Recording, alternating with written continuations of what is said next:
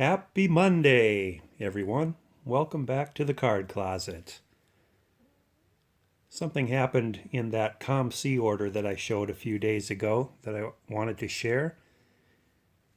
I collect a lot of things, and one of the things I collect the most is sets. And if you're a set collector like me, nothing is any better than when you finally knock out a set completely. And in that COMC order was a card from 1971 Topps Football. When I slid it into its spot, I realized that the set was complete. So I'm going to show you the 1971 Topps Football set.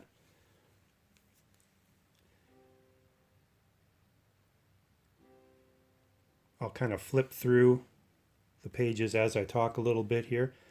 But on the first page is the fourth most valuable, quote unquote valuable card in the set, assuming everything's the same condition. The Johnny Unitas is number 4.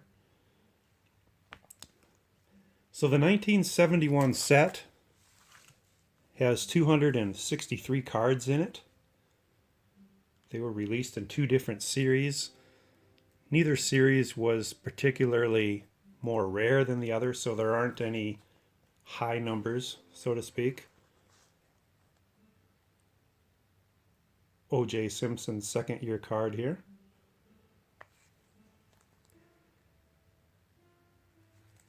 This is the last year that Topps Football did not have any insert sets. So there's no playoff cards, there's no highlight cards, nothing like that. Record breaker cards. It's just strictly players on cardboard. And that's it for the whole set.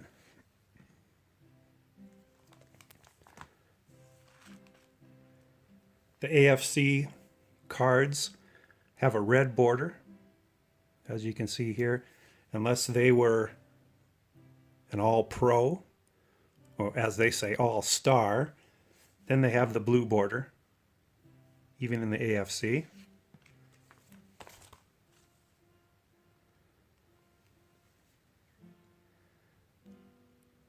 (1971) was the dawning of this Miami Dolphins juggernaut, which would reign through the mid-70s, early 70s in the AFC. Got some of those players here, like Bob Greasy.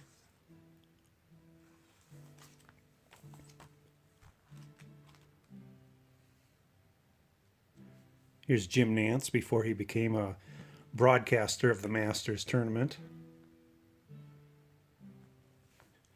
Joe Namath, tied for second most valuable card in the set.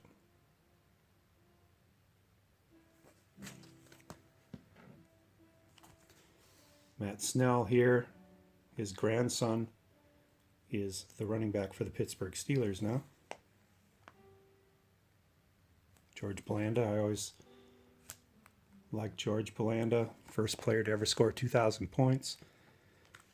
By far the most valuable card in the set is the Terry Bradshaw rookie card. 3 or 4 times the value of the second place card, which is Joe Green, tied with Joe Namath. 71, the Steelers weren't that good yet, but they did have some nice players that were in the stables and they were gearing up. NFC cards are in blue, unless it's an all-star. Then they have a red on the bottom, like Dick Butkus, for example.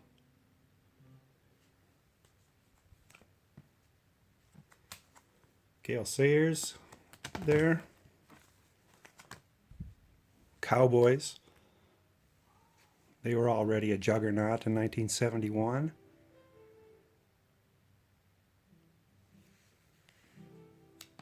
Dick LeBeau. Packers were just winding down from their glory days, but Ray Nitschke still in the set, still on the team. Same with Bart Starr.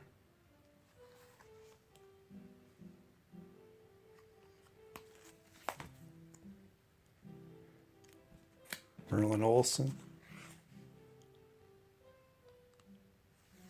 Love that card. Love that picture of him looking all crazy. Vikings were a good team for most of the 70s, and this is pre-Fran, well, after and before Fran Tarkenton. This is during that number of years where he went to the Giants. Here's Tom Dempsey, the kicker with half a foot, half a kicking foot. Had the longest field goal of all time for many years when I was a kid. He was the answer to a trivia question. Here's Fran Tarkenton on the Giants, which looks a little odd. Overall, this set I would say is pretty plain. Nothing too terribly exciting about it. The photos are all posed. Nothing looks like it's from a game or anything like that. But that's 1971 for you. Kind of these standard photos. If you're a receiver, you're going to be doing something like this. If you're a running back, or a wide receiver, you'll be doing things like this. Lineman, you're going to just kind of hunker down and put your hands up like this. Quarterback, you're going to pretend you're throwing it. It's not too many different poses even that the photographers had them do. So there you go. A couple checklists to end it. So hope you enjoyed that quick video of a set. 1971 Topps Football is in the books.